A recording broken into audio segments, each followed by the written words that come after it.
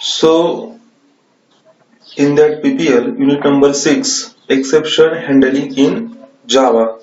So there is some outline contents: exception handling fundamentals, exception types, uncaught exceptions, try, catch, throw, throws, finally. These are the keywords used for the exception handling. Exception handling fundamentals. An exception is an abnormal condition that arises in a code sequence at runtime. A Java exception is an object that describes an exceptional runtime error condition that has occurred in a piece of code. In computer languages that do not support exception handling, errors must be checked and handled manually. This approach is difficult. Java exception handling avoids these problems and does runtime error management. Java exception handling is managed via 5 keywords. So these keywords are in this way: try, catch, throw, throws, and finally. Program statements that to monitor for exceptions are contained within a try block. If an exception occurs within the try block, it is thrown. Your code can catch this exception using catch and handle it in some rational manner. System generated exceptions are automatically thrown by the Java runtime system. To manually throw an exception, use the keyword throw. Any exception that is thrown out of a method must be specified as such by a throws clause. Any code that absolutely must be executed before a method returns is put in a finally block. The general form of an exception handling block. So in this code there is a exception handling code. In that there is a try block, block of code to monitors for error. Means in this code we have to generate the some exceptions, and these exceptions are handling for, they are use the catch block. Okay, so exception handler for exception type 1, exception handler for exception type 2. Here two catch blocks are used, and last one is the finally. What is the use exactly? Finally, block of code to be executed before try block ends. Checked exception. These are the some types of exceptions. So first one is a checked exception. Checked exceptions are subject to the catch or specify requirement. All exceptions are checked exception except for those indicated by error, runtime exception, and their subclasses. Example: IO exception, runtime exception, or it is also called as unchecked exception. It can be handled by Java Virtual Machine. These usually indicate programming bugs such as logic errors or improper use of an API. These are extended from Java language dot runtime exception class. Example: array index out of bound exception. So these are the some exception: object, throwable, exception, and error. Again, exceptions have types: IO exception, SQL exception, then runtime exception. Then it's have again types. Runtime have the three types: arithmetic exception, null pointer exception, number format exception, and for the error, virtual machine error and assertion error. All exception types are subclasses of the built-in class throwable. Throwable is at the top of the exception class hierarchy, immediately below throwable are two subclasses that partitions exceptions into two distinct branches. One one branch is headed by exception. This class is used for exceptional condition that user program should catch. The other branch is top by error, which defines exceptions that are not expected to be caught under normal circumstances by the program. Stack Overflow is the example of such error. Uncaught exception. This small program includes an expression that intentionally causes a divide by zero error. So here we have to declare the class exc0 opening. There is a public static void main string args, the main method. In that main method we have to declare integer d variable and assign the value 0. Again integer a is equal to 42 divided by d. So there is a example divide by 0.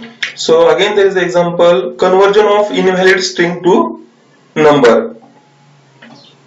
Output generated when the example is executed. There is a such type of output is generated. What exactly? The class name, which is the class name?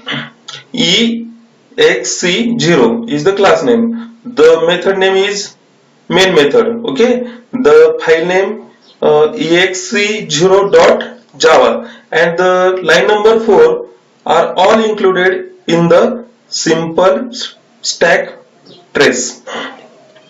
Using try and catch to guard against and handle a runtime error, enclose the code that you want to monitor inside a try block. Immediately following the try block, include a catch clause that specifies the exception type that you wish to catch. The following programs includes a try block and a catch clause which processes the arithmetic exception generated by the division by zero error. Using try and catch, there is a second example class exc2. There is a main method integer d and a will be declared. Try block, monitor a block of code. In this try block we have to generate the exception.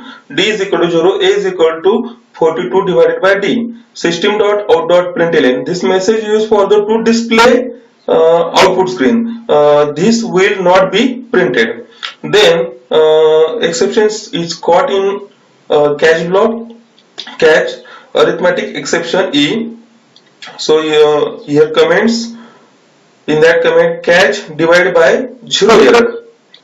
System.out.println division by 0. Then system.out.println after catch statement. This program generates the following output: division by 0 after catch statements. Try and its catch statement form a unit. The scope of the catch clause is restricted to those statements specified by the immediately preceding try statements. A catch statement cannot catch an exception thrown by another try statements. Throw. System generated exceptions are automatically thrown by Java runtime system. Throws keyword given a method flexibility of throwing an exception rather than handling it. With throws keyword in method signature, a method suggesting its caller to prepare for exception declared in throws clause, especially in case of checked exception, and provide sufficient handling of them. The flow of exception stops immediately. We have to discuss about the throw. After the throw statement, any subsequent statements are not executed. The nearest enclosing try block is inspected to see if it has a catch statement that matches the type of the exception. If it does find a match, control is transferred to the statement. If not, then the next enclosing try statement is inspected, and so on. If no matching catch is found, then the default exception handler halts the program and print the stack trace. All methods use the throw statement to throw an exception. This is the syntax: throw, new exception type in that argument, or catch statements, catch in bracket exception or type object. In curly braces, we have to throw objects. This is the example, throw example. So there is again class exercise. Then main method, in that main method is student is equal to 0. Then we have to use the try block. In the try block there is a used if condition. In that if condition, student age less than 0. Okay, so throw new exception, positive number required, system dot out dot println student age, means using the plus sign, what output in a student age. Okay, then catch, there is an exception, exe system dot out dot println the error plus exe dot get message. Okay, throws. If a method is capable of causing an exception that is does not handle, it must specify this behavior so that callers of the method can guard themselves against that exception. It can be done by including a throws clause in the method declaration. A throws clause lists the type of exception that a method might throw. This is necessary for all exceptions except those of type error or runtime exception or any of their subclasses. Throws syntax and example. The syntax, data type, method name, in that argument list, throws exception list. It's have some body. Okay, we have to see in the one example. Import java.io is the library file, or it says the package. Public class, the class name. Okay, then public void deposit, it's a deposit is the method name. Then its argument list double amount, and exception list throws remote exception. Method implementation throws new remote exception. Reminder of the class definition. So throws vs throws. What exactly the difference in between the throw and throws? Java throw keyword is used to explicitly throw an exception. Java throws keyword is used to declare an exception. In that throw, checked exception cannot be propagated using throw only. In throws, checked exception can be propagated with throws.